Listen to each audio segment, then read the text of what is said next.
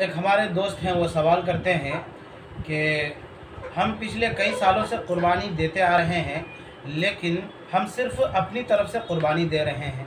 हालांकि बीवी के पास भी इतने ज़ेवरात हैं, अगर उसको गिना जाए तो वो 52.5 तोला चांदी यानी 612 ग्राम 360 मिलीग्राम चांदी की कीमत से ज़्यादा हो जाती है।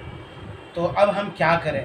तो मतलब ये हुआ कि कुर्बानी दो बंदों पर पिछले कई सालों से वाजिब है, लेकिन सिर्फ एक बंदे की तरफ से कुर्बानी दी जा रही है।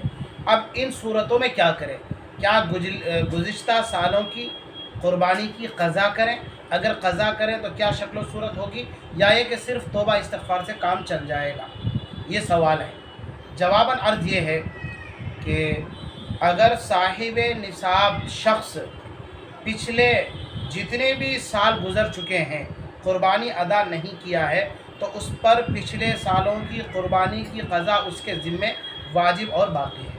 अब उसके लिए शरीयत का हुक्म ये है कि एक मुतवस्सित किस्म का भेड़, बकरी, बकरा या फिर बकरी की कीमत मालूम करे, फिर उसकी कीमत को सदका कर दें। फॉर एग्ज़ाम्पल, 3 सालों से पिछले 3 सालों से कुर्बानी नहीं दे रहे हैं। अब आज जा कर के मालूम हुआ कि भाई पिछले 3 सालों से भी मुझ पर या मेरी अहलिया पर कुर्बानी वाजिब थी और मैं सिर्फ अपनी तरफ से कुर्बानी दे रहा था, तो गोया के 3 सालों की कुर्बानी की क़ज़ा बाकी है। अब 3 सालों की कुर्बानी की क़ज़ा जो बाकी है, उसको अदा करने का तरीक़ा ये है कि आप बाज़ार जाएँ, मार्केट जाएँ, वहाँ जा कर के दरमियाना साइज़ का जो बकरा है या दरमियाना साइज़ की जो बकरी है, जिसको मैं अपने लफ्ज़ों में मुतवस्सित किस्म का जानवर कह रहा हूँ, मुतवस्सित किस्म का बकरा या मुतवस्सित किस्म की बकरी है, उसकी कीमत मालूम करें। मिसाल के तौर पर उसकी कीमत 3000 रुपये बनती है। तो अब 3 सालों की कुर्बानी की क़ज़ा इस तरह से करें कि हर 1 साल की क़ज़ा 3000 रुपये, तो 3 सालों की कुर्बानी की क़ज़ा 9000 रुपये अदा करने होंगे, तब जाकर के पिछले सालों की कुर्बानी की क़ज़ा हो पाएगी। इसी में एक और मसला अच्छी तरह से समझ लीजिए कि बाज़ लोग ये पूछते हैं कि अगर हम पिछले 3 सालों की कुर्बानी की क़ज़ा बकरी की कीमत से ना करके बड़े जानवर में जो हिस्सा होता है, जैसे बड़े जानवर में उमूमन कभी 1000 रुपये में एक हिस्सा निकल जाता है, 1500 में एक हिस्सा निकल जाता है, या 2000 में तो बहरहाल एक हिस्सा निकल ही जाता है। अब अगर बकरी की कीमत से हम पिछले सालों की कुर्बानी अदा कर रहे हैं, तो कम से कम 3000 रुपये एक कुर्बानी की क़ज़ा में वाजिब हो रहे हैं।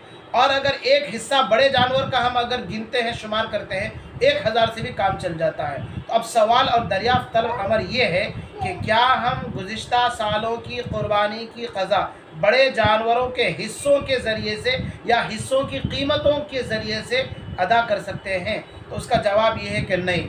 आप पिछले सालों की कुर्बानी की क़ज़ा मुतवस्सित किस्म की बकरी की कीमत ही के ज़रिए से अदा कर पाएंगे।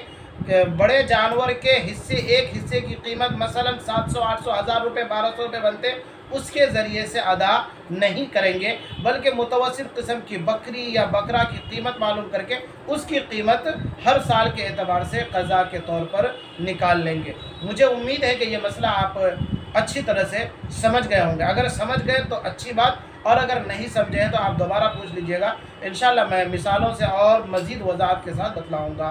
वस्सलामु अलैकुम वरहमतुल्लाहि वबरकातुहू।